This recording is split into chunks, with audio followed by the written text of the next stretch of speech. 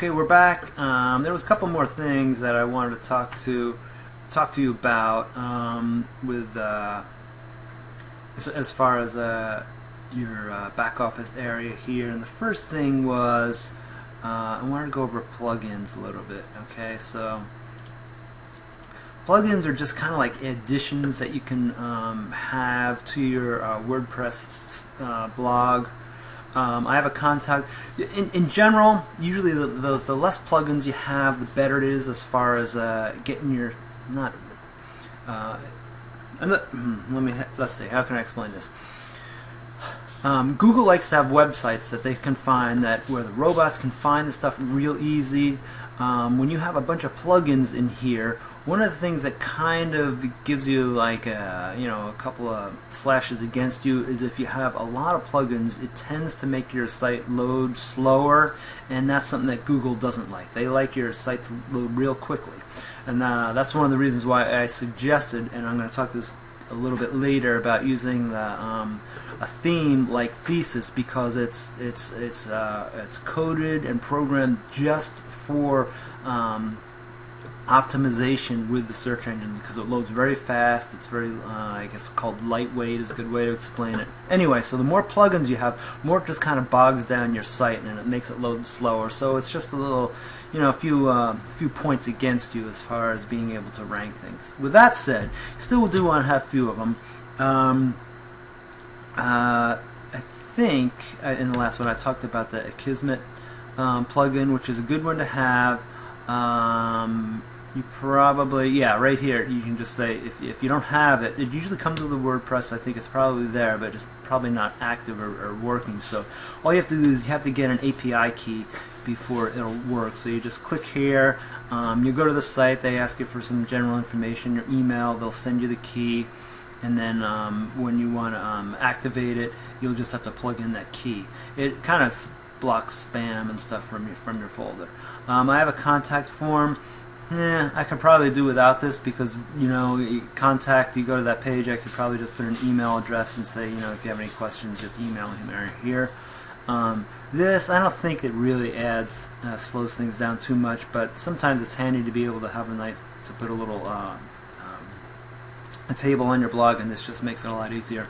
The reason I'm doing this right now is because as you can see, I'm just starting this site, so there are a couple of plugins that I do want to add. So there's one that I want to add in right now. And this is a perfect way to show you exactly how to do it. So if you go up here, you can search. Oh, not there. Let's see. Add new. You go up here.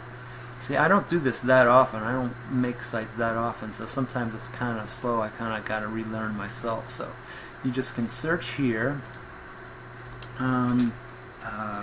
Google where is it? XML sites. So that might be enough. Google XML sitemaps. Let me see. Maybe that needs to have a space there. There we go, that's better. Okay. This is the thing where sitemaps, this is a good thing. We'll get into this later, but you can kind of analyze a lot about your site, like its visitors, who's showing up, how much time they're spending there, that kind of thing. And Arnie Brackhold is, I think this is a good one that I want to use. So all you do when you find the plugin, Arnie Brackhold, what was it? Let's see what this is. Well, this is looks like the latest version. So I'll just install that. Make sure you want to install this plugin. This is good because you're seeing exactly how to do it. And then, okay, this is what pops up on my page. I click Activate Plugin.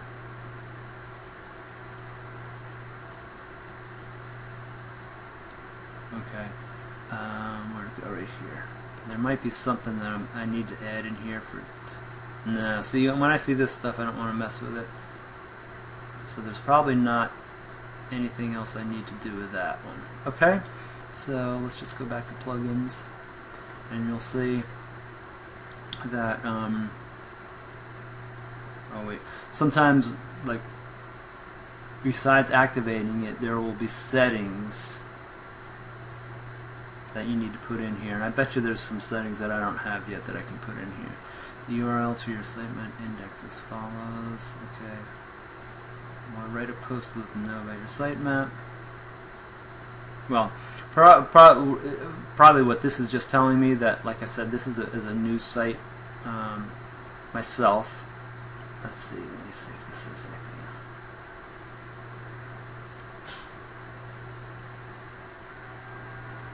I think that's cool. I don't think I need to do anything else yet. After you activate this one, lots of times, it'll take maybe, depending on how much you contribute to your site, if you start getting your site up, it may take a couple of weeks or something before the Google search robots, crawl your site, as they say, and things start to get posted and put up on the World Wide Web, the internet. So that may take a little bit of a while for that to happen. So I just wanted to show you how you actually install the plugin. So it's pretty darn simple. And if you ever want to get rid of it, you just deactivate it and you can trash it. Alright, the next thing I didn't go over in the last one was up here at posts. Good thing to do right off the bat is to add categories. Because when you write a post, when you write a post, there'll be a little thing where you can check off that says what category you want that to go over. So you just pretty much make up your own categories. The default one, I think, is just like an uncategorized. You don't want to have it uncategorized, and you always want to have it under some type of category. So as you can see with mine, I have some basic ones here: blogging, lifestyle, making money. And anytime you want to add a new category, all you have to do is you come over to this post section here, and then there's a thing for categories. If you wanted a new category, let's say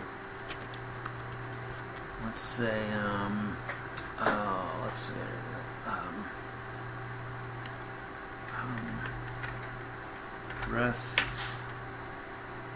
Now let's see. How about this is kind of weird. Beach fun, okay? Maybe you'd want to capitalize each of those, okay? And then the slug, what you want to do is, and it explains this stuff right here. It's usually just what this is, but you're going to have it all in lowercase, so that it would be, and that would be it. Usually there's no parent here, and then you can put in a description. This description is what you would see over here, okay? And you want to put in a little nice description about what it is. And all this stuff. The title tag again would be, probably beach fun. Meta description, same thing, similar to what you have over here. And that's really about it. And if there was any certain keywords that you wanted people to find, with Advocare, maybe you'd have Advocare if it had to do with Advocare and stuff like that. And leave these blank. And that's pretty much it. And then you'd click on add new category, and then it would pop up over here. Say if you didn't like that for some reason, you can always just delete it. Okay, categories is explained. If you have any questions, leave any questions below about that. And then lastly, I wanted to go back over to themes a little bit, because I didn't explain that too well in the last video. So, your WordPress blog comes with a theme. I don't know, maybe it's 2012. That may be the default theme that this came with. What I'm using is Thesis 1.8.5. So, if let's say you wanted to just look for a different theme, you could try one of these, you could activate it, right? And you're not going to break anything here. Just mess around with it. If you activate it, then go back over to, let's see,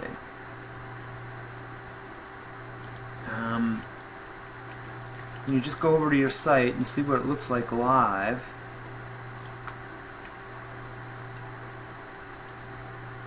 You know, and see if you like the way it looks, and if not, just go back here. Oh, where was I? Okay, over here. And you can try some different themes here. There's a lot of free ones, and if you wanted to search for one, just go up here, search. Oh, installed themes. Wait a minute. Let's see. Add new. Let's see.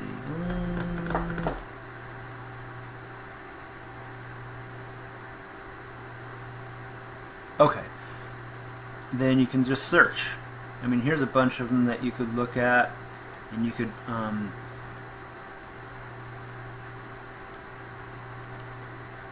see if you like those. Okay. Here's featured, popular. Here you could search why do I say fast?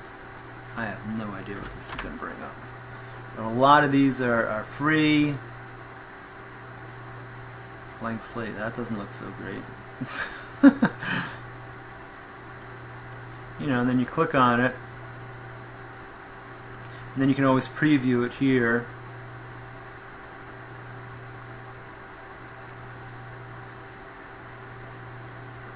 Theme preview. Anyway, I think you get the idea. Oh, come on, let's close this. Of different themes that you can use. But again, I highly recommend the thesis theme that I use, just because, again, search engines, Google really likes it. It's very lightweight and it's really customizable. You can make it look pretty much however you want.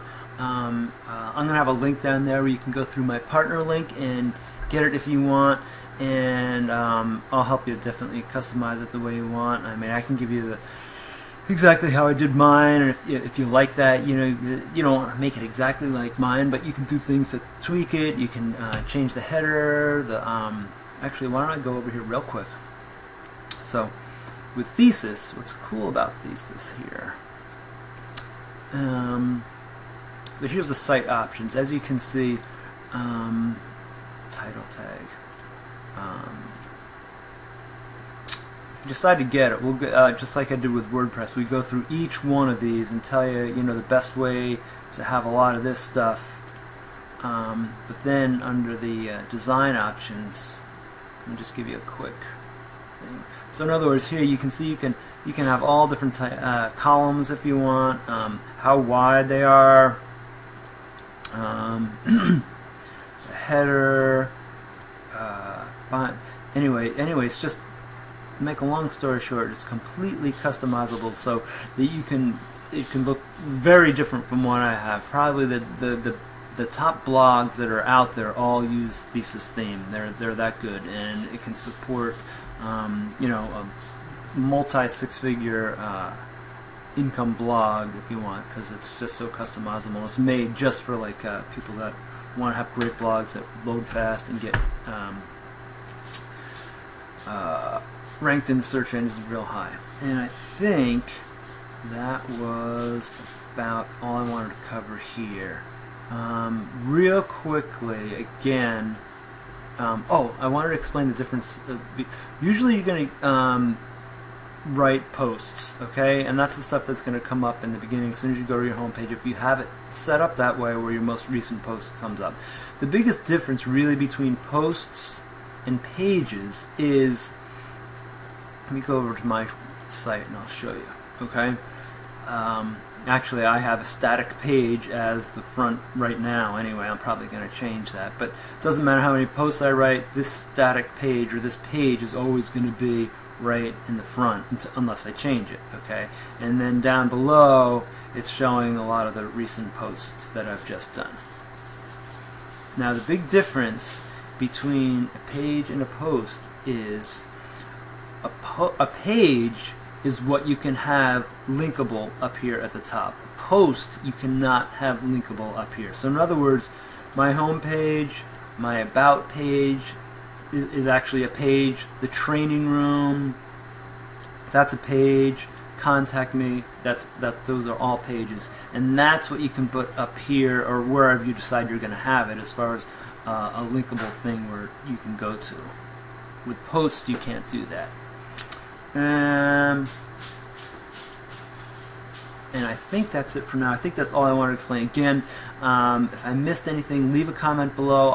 I'm probably going to be adding to this a lot in this section here, as far as, you know, tweaking your blog and different things you can do with your blog. A couple things I'll probably be adding shortly are things like, you know, I'm going to just go over to the pages. I'm going to do this right now, as a matter of fact, actually, so you, or no, I mean posts. That's what I'm going to do. Although it's just about the same. So you just click, you know, your first post. You just like say, oh, my first post. Okay, that's the name of it. And then, as you can see down here, it's really simple. It's just like using any Word program. Okay, bold, italics, cross through bulleting, numbering, something in quotes, having it along left, center, you know, all that kind of stuff. This is my first post. What did I say?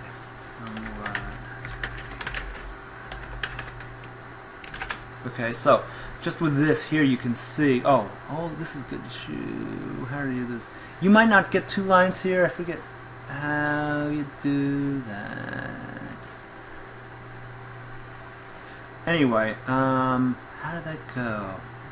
What does this mean? Distraction-free writing? I have no idea what this does.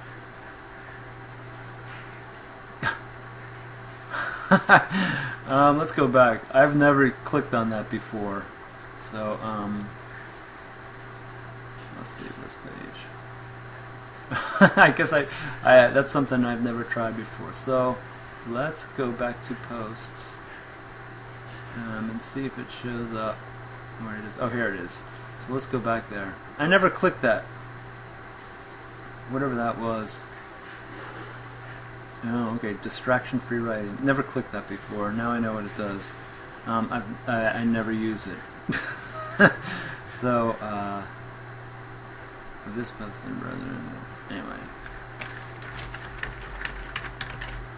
First post.